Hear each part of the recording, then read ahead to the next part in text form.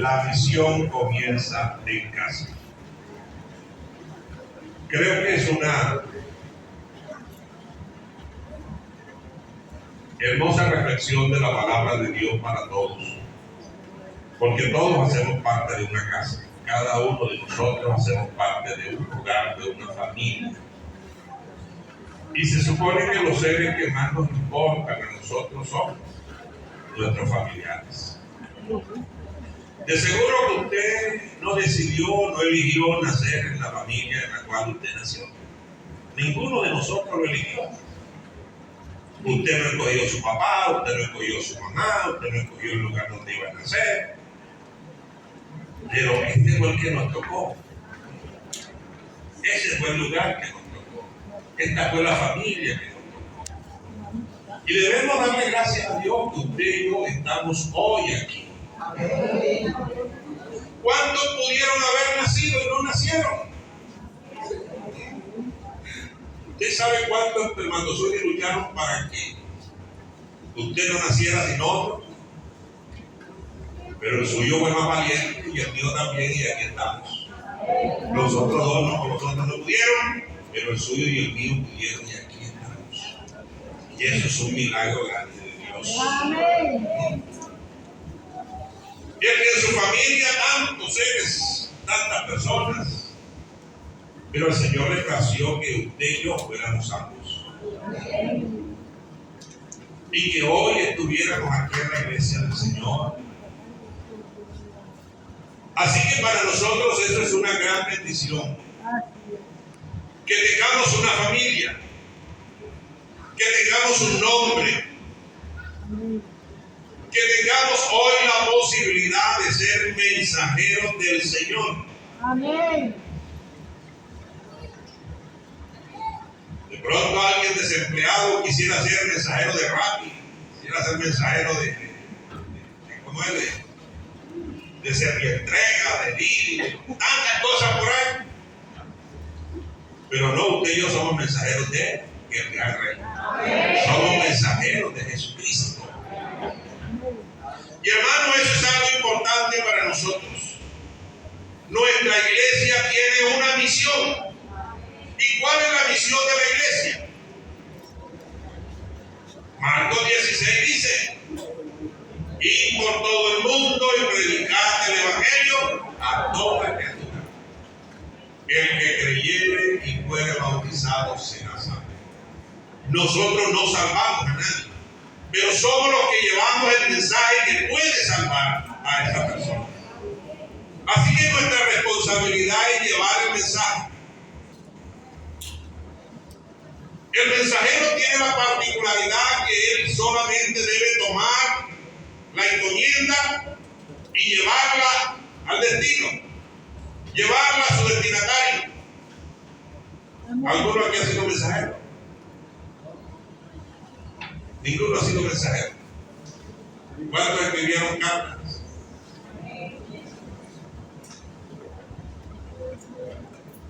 De pronto usted le hizo la carta a alguien para que le echara el cuento a la novia.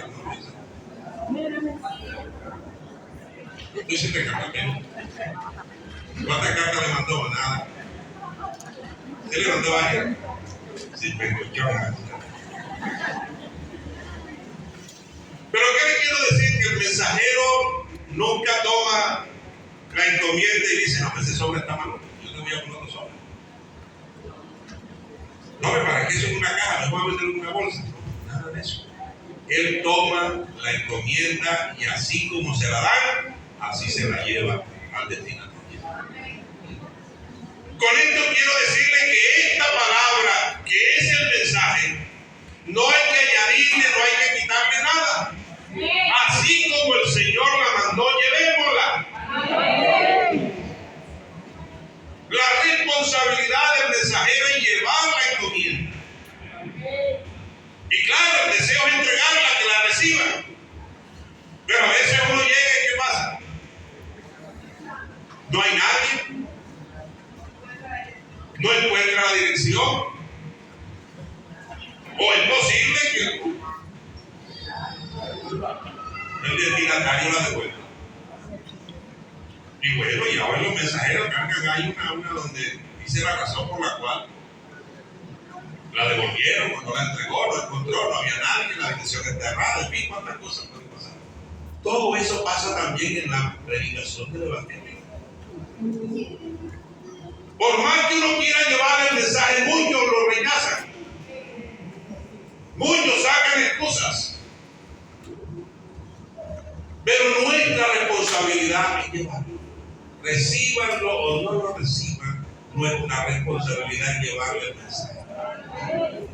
Amén.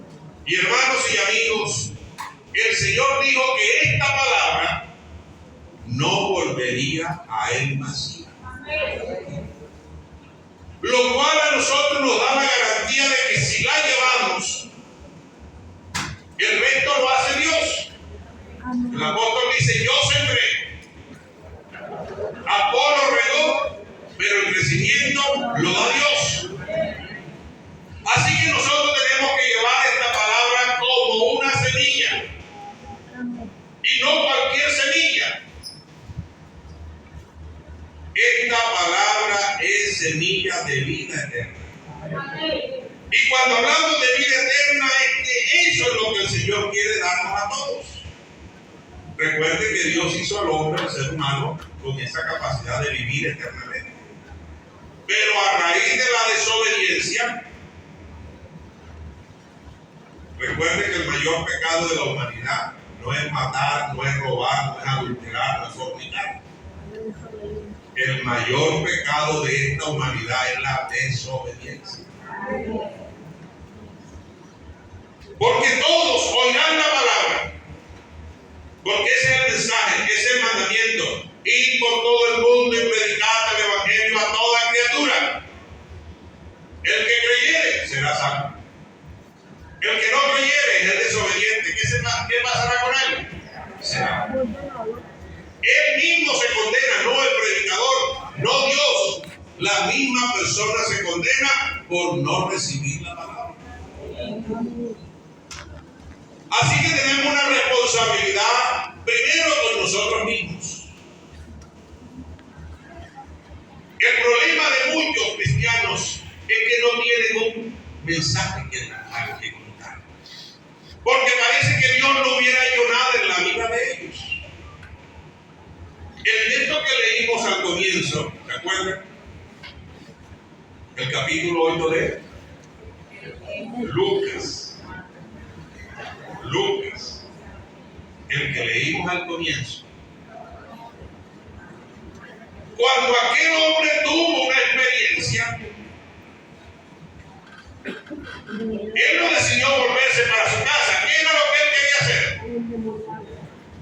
Él se quería ir con el Señor, porque había tenido una experiencia que le permitía ahora seguir contento con el Señor. Pero el Señor le dice: devuélvete. ¿Para dónde? Para tu casa.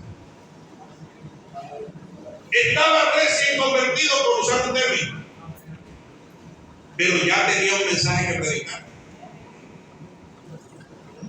Estaba recién convertido y ya tenía un mensaje que predicar. ¿Y por qué tenía un mensaje? Porque se había operado un cambio en su vida. Lo que el Señor había hecho en él había hecho un cambio tan grande que él ahora era otra persona. Amén. Así que ese era el mensaje que él tenía que predicar. Pero ¿qué pasa hoy? Parece que el Señor no hubiera hecho nada porque usted invita a los hermanos a evangelizar. No, yo no sé evangelizar. Y llevan 5, 10, 15, 20 años en la iglesia y no saben evangelizar. Lo que eso debe entender es que el Señor no ha hecho nada en su vida. Porque este gadareno lo primero que hizo fue querer seguir con el Señor.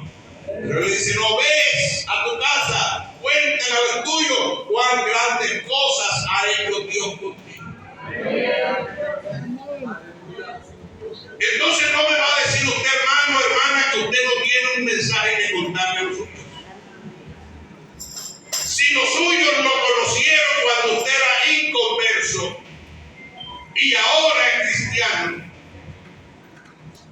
Ya eso es un mensaje. ¿Cómo éramos antes de Cristo? ¿Y cómo somos ahora después que Cristo llegó a nuestra vida? Entonces necesitamos una experiencia con el Señor, porque el mensaje más grande que podemos predicar es nuestra propia vivencia con el Señor. Podemos leer, podemos hacer muchas cosas, pero el mejor testimonio es el nuestro. ¿Quién era usted? Mire que aquel hombre que nació ciego, que le comenzaron a molestar la vida y cuando ya estaba fastidiado, ¿qué dijo él?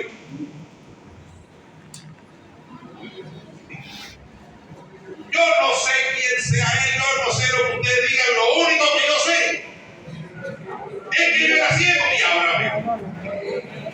Eso era lo grande para él, lo que había pasado en su vida. Entonces, ¿cómo éramos nosotros antes de que el Señor llegara a nuestra vida? Éramos diferentes. ¿Hemos tenido alguna experiencia con Él? De seguro que debe haber.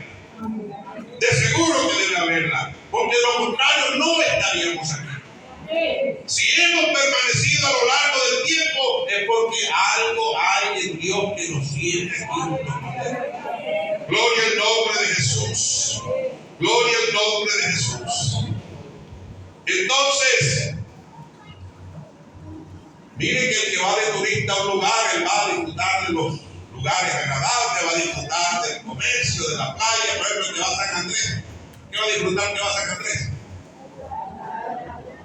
Claro, allá en ese mar sí dan ganas de bañarse. Allá sí dan ganas de bañarse. Oiga, si usted va al acuario, usted va a cualquiera, Lloriquía, Roquiquí, donde usted vaya, ahí sí dan ganas de bañarse. Que usted ve los peces y hasta los agarra, se le meten por los piernas, por los brazos. Oiga, eso es una belleza. Y si usted quiere que hacer perfume, vaya, métase una perfumería y ahí están todas las muestras y usted se echa de todo lo que quiera. Pero a los 2 o 3 días ya no tiene nada que ver. Ya. Pero nosotros no estamos aquí como turistas. Nosotros hemos venido como embajadores. Gloria al Señor. Tenemos un mensaje del reino de los cielos que venimos a traer a las personas para que también ellos hagan parte de este reino maravilloso, que es el reino de los cielos. Pero así como el Señor le dijo a Nicodemo en el capítulo 3 de Juan, de cierto te digo, que el que no naciere de nuevo no puede ver el reino de Dios. Luego le vuelve a decir, de cierto te digo que el que no naciere de nuevo, del agua y del espíritu, no puede entrar. Usted sabe lo difícil para uno como pastor el día que le toca hacer una ceremonia donde el difunto no era convertido. ¿Sí? Cuando uno hace una ceremonia y el difunto no es convertido, es duro para uno. Bueno, al menos para mí, no sé lo que compañero.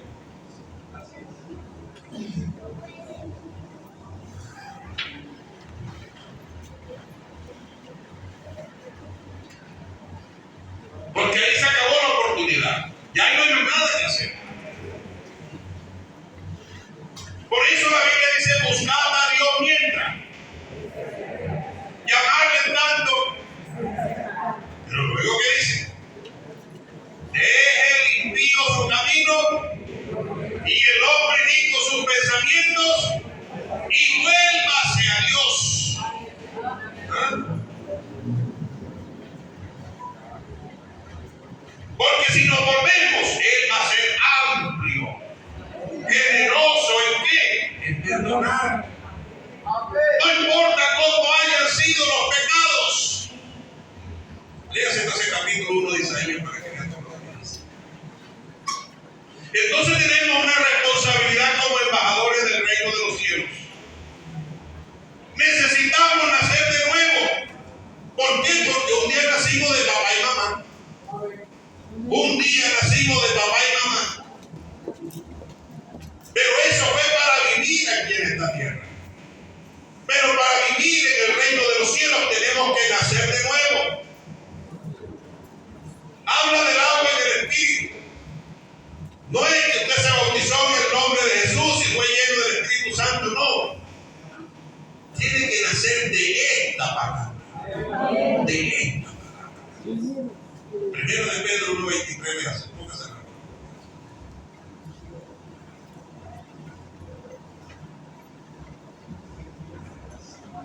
¿Qué dice? Siendo renacido de qué? No de simiente corruptible, sino incorruptible, por la palabra de Dios, que vive y permanece para siempre. Esa es la misión de la iglesia, predicar la palabra de Dios. Esta palabra como una semilla. Ahorita le dije, ¿usted sabe cuántos espermatozoides trataron de fecundar ese óvulo en el cual usted y yo no van a nacer? Uno solo fecundó.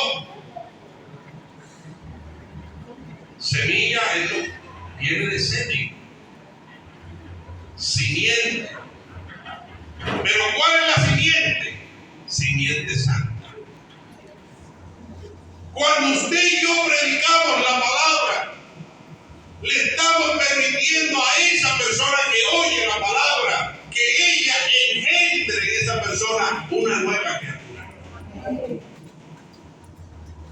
Si esa palabra esa persona oye la palabra, tiene la posibilidad. Entonces dice, el que creyere en qué? En el mensaje que le estamos predicando. El que creyere, ese creer, luego lo va a llevar a bautizarse. Ese creer lo va a llevar a ser lleno del Espíritu Santo. Ese creer lo va a llevar a permanecer. Así que necesitamos predicar esta palabra para que ella, que contiene todo, haga la obra en el corazón de la persona. Mire lo que dice la parábola del sembrador. Cuando el Señor explica la parábola, ¿cuál es el problema del que cae en el camino? ¿Cuál fue el problema? El problema fue que oyó y no entendió. El que oye y no entiende, entonces viene el malo. ¿Y quién es el malo? Ya usted no sabe quién es. Entonces tenemos que procurar que la persona entienda. Acuérdese de aquel pasaje donde aquel hombre iba leyendo en un carruaje. Y el Señor le dice a Felipe, acércate. ¿Y cuál es la pregunta que le hace? ¿Entiendes lo que lees? ¿Y cuál es la respuesta de él?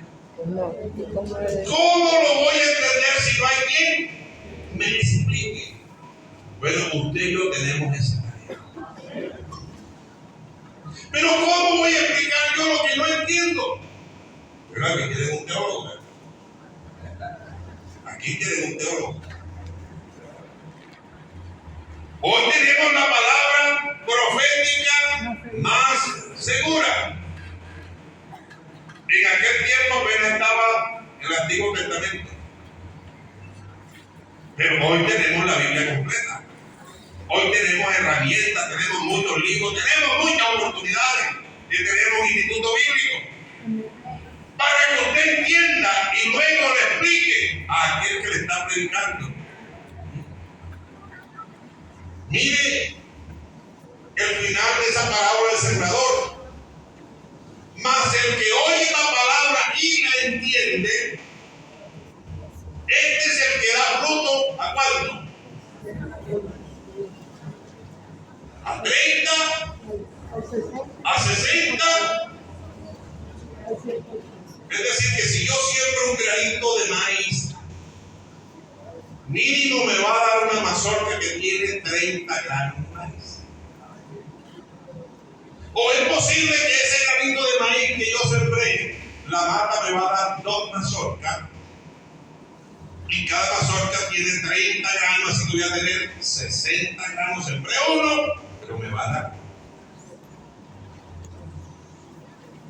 O la persona va a ser una, mejor dicho, como el hermano García. ¿Ya se ha leído la historia del hermano García?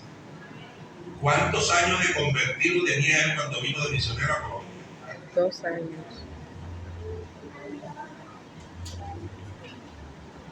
Oye, un hombre que estaba escasos 2 años de convertido.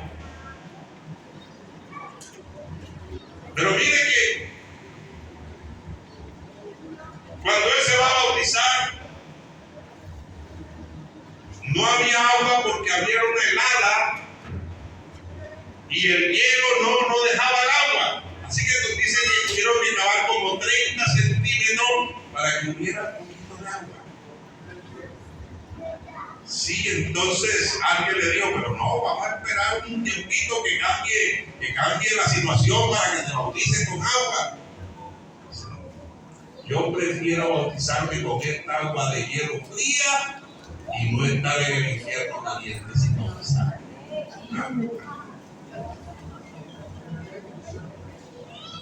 Entonces un hombre que había creído en la palabra, claro, la muchacha con la que se casa, si era una veterana predicadora, una muchacha buena en la música, pues no solamente cantaba sino tocaba. Ella cantaba y tocaba, pero era una buena predicadora.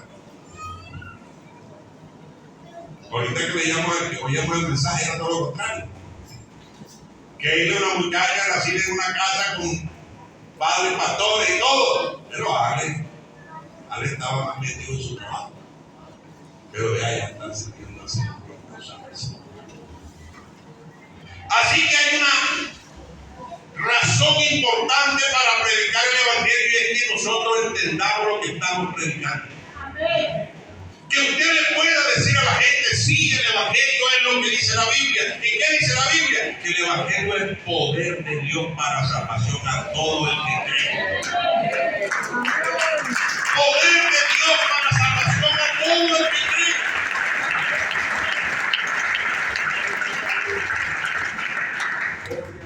Así que tenemos esa responsabilidad, mis hermanos.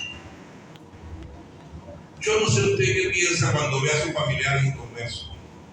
¿Qué se le viene a la mente?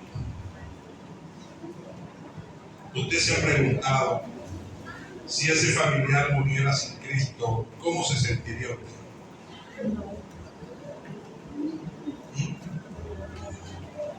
¿Cierto que da dolor? Yo ya le digo a los hermanos, trate de predicar el Evangelio ahora, todo lo que pueda. Trate de invitarlos que vengan al templo, trate de invitarlos que vayan a la refán. Ya no hacemos culto de barrio, tenemos unas 20 refán. En la casa donde se abre una puerta, ya la vamos a hacer. Para que la gente oiga y oiga. Y la ventaja de la refán es eso, que ahí sentado usted le puede explicar todas las preguntas que ellos tengan, lo que no se puede hacer en culto de barrio. Y usted le explica toda la doctrina. Y esa persona de ahí sale a bautizarse en el nombre de Jesús. ¿Por qué? Porque entendió el mensaje. Porque a veces llegan los hermanos, ay hermano, miren que mi abuelito está allá en la clínica y él se quiere bautizar. Yo me quedo mirando, ¿será que él se quiere bautizar? Es que no quiere que se bautice.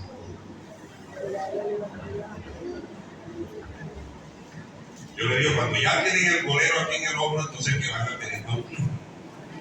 Pero y todo ese tiempo anterior, ¿qué hicieron? ¿Por qué no buscaron al Señor? ¿Por qué no aceptaron el mensaje? No, el Evangelio es para el que creyere. Y creer es sinónimo de obedecer. Yo le pregunto, ¿con cuál de las partes la tijera corta? ¿Con la de arriba o con la de abajo? ¿Ah? ¿Con cuál de las dos corta la tijera?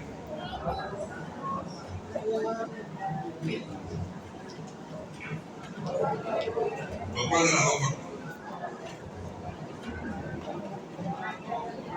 Ahora, Marcelo, usted que usa la tijera, hermano, ¿con cuál de las dos corta?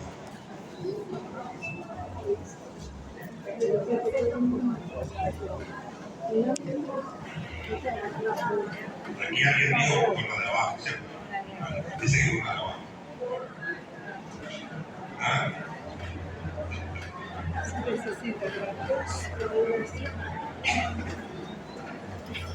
¿Qué le acabo de decir?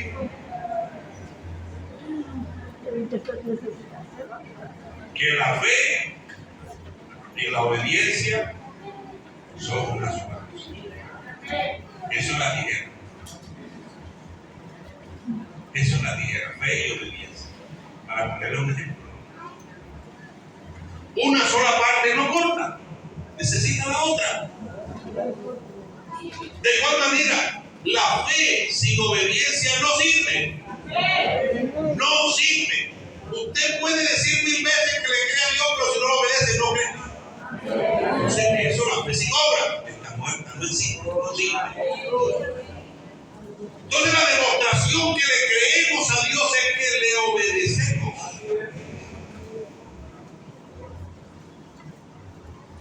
Así que tenemos que comenzar nosotros creyendo, porque la iglesia tiene una responsabilidad.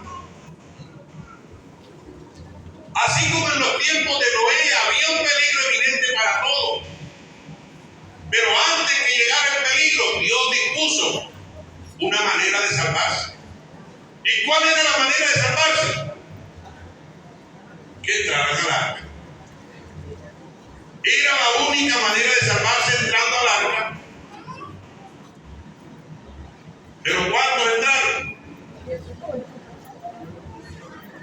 Por ahí los débiles tienen un mito que dice que y que el bruto el burro tiene que ser en la arca. Y que bruto el burro y aceptó meterse en el arca. Las demás personas, miren la casa de Lot. En la casa de Lot, ¿quiénes estaban? Estaba su esposa y estaban sus hijas. Pero resulta que sus hijas tenían novios. Yo no sé si eran como los novios de ahora, con derecho o sin derecho, pero tenían novios. Para ellos también era el mensaje. Para ellos era el mensaje. Pero ¿qué pasó? No obedecieron, no creyeron. Y las consecuencias ahí están. Así que, mi hermano, seguimos predicando: el que creyere y fuere bautizado. El bautismo es la obediencia a ese creer. La fe no la vemos sino a través de las obras. ¿Cómo creo yo que usted cree? Cuando lo veo bautizado, oye, ¿verdad que yo me bautizo? Miren que aquel momento cuando el Señor le dice al paralítico: tus pecados te son perdonados. ¿Qué dijeron aquellos? ¿Quién es este que perdona pecados? Este está en la fe. Entonces le dice: bueno, para que sepáis que el Hijo del Hombre tiene poder para perdonar pecados, le voy a decir a ustedes, ¿qué es más fácil? Decirle al paralítico: tus pecados te son perdonados, o levántate. Para usted, ¿cuál es más fácil?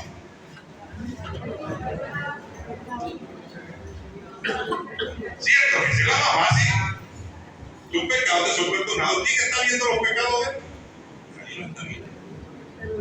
Pero decirle a ese paralítico: levanta, tómate la camilla, te ven algo y te vas para allá. Eso sí es grande.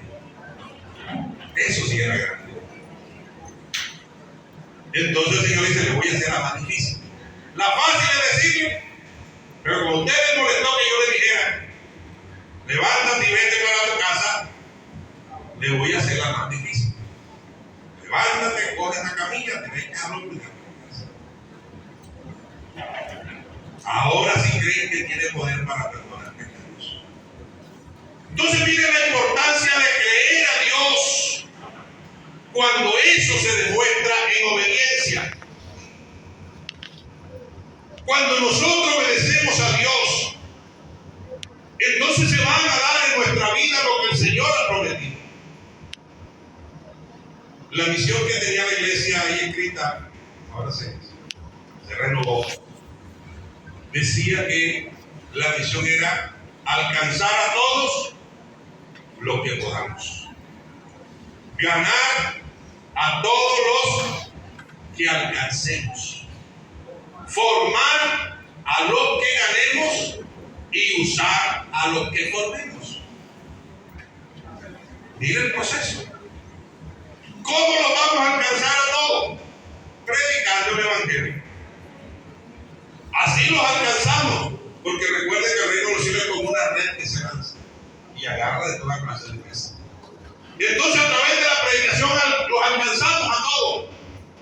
Porque al final la Biblia dice, será predicado este Evangelio del reino en todas las naciones, en todo el mundo para testimonio.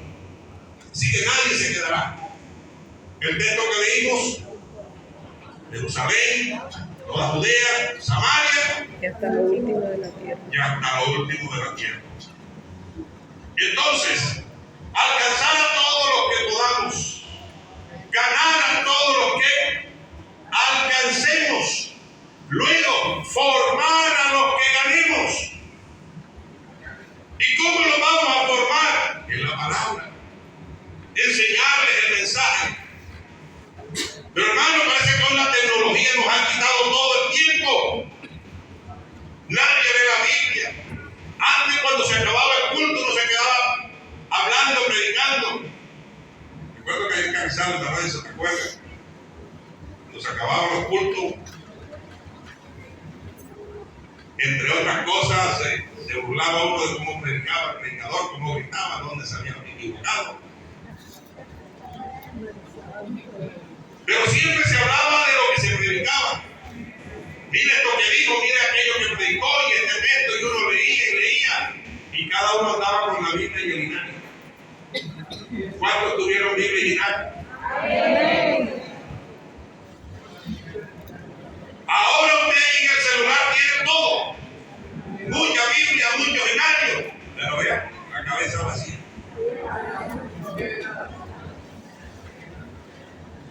Entonces, ¿de qué nos sirve ser cristiano? ¿De qué nos sirve decir que llevamos tantos años en el Evangelio si no le hemos creído? Y cuando digo que no hemos creído es porque no le obedecemos. Porque si le obedeciéramos, le dijéramos a los nuestros, con dolor en el corazón, busca de Dios, arrepiéntete, aprovecha ahora el tiempo, vamos al culto. Es decir, hiciéramos todo lo posible porque nosotros sabemos cuál es el final del pecador. Sabemos cuál es el final del que desobedece la palabra. Y de seguro que ninguno de nosotros quisiéramos que nuestros familiares se perdieran. Entonces los tenemos allí en la casa mañana, tarde y noche. Fuimos llamados para ser salvos, pero para dar testimonio de esa salvación, para predicar, para que anunciáramos las virtudes, lo grande, lo bueno de aquel que nos ha salvado a nosotros. Gloria al Señor. Hermanos queridos y amigos, la palabra de Dios que vive y permanece para siempre no ha cambiado. El Señor, dice la Biblia, que es el mismo. El dueño de la mies todavía está con nosotros. Todavía dice que es el mismo de ayer, de hoy. La misión tiene que continuar porque todavía hay campo blanco, es decir, hay corazones sin salvación. Así que si hay donde predicar, ahorita que hablábamos, no, que hay 14, 16 lugares en proyección. No antes de pensar en ese lugar en proyección, ahí en tu casa, ¿cuántos hay en proyección? Todos los inconversos que están en la casa piensan que son campos en proyección y que tú eres el misionero, la misionera de ese lugar. Que tú tienes el mensaje para salvarlos a ellos. Tú tienes la semilla. Permite que esa semilla, que es la palabra de Dios, llegue a ese corazón. Mire que el sembrador, si usted coge un grano de maíz y y usted lo echa a la tierra, usted no le dice, bueno, granito de maíz, ahora que usted está ahí. Usted tiene que nacer, usted tiene que crecer, tiene que ser verde, tiene que echar una mazorca. No sé. Ese grano tiene todo lo que él necesita. Si el maíz es blanco, la mata será verde, pero el grano de la mazorca será blanco. Si es amarillo, saldrá amarillo. Ya ese grano tiene dentro de sí todo lo que necesita para dar el mejor maíz. Así es esta palabra. Siempre esta palabra que ella se encarga de hacer en ese corazón lo que ella tiene que hacer. Cuando alguien ha nacido de nuevo, no hay que decirle quítese eso, póngase aquello, no. La misma palabra le va poniendo a la persona en el corazón el cómo vivir para Cristo.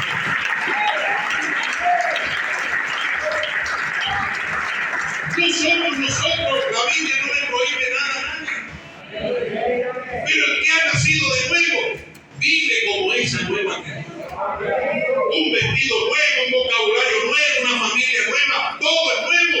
Porque de modo que si alguno está en Cristo, es nueva criatura. ¿Qué pasó con lo viejo? Lo viejo ya pasó. Pero resulta que hoy los cristianos no quieren dejar la moda, no quieren dejar el mundo. Entonces, ¿dónde está tu nuevo nacimiento? Para el que ha nacido de nuevo, las cosas viejas pasaron. Porque el mundo pasa y sus deseos, pero el que hace la voluntad de Dios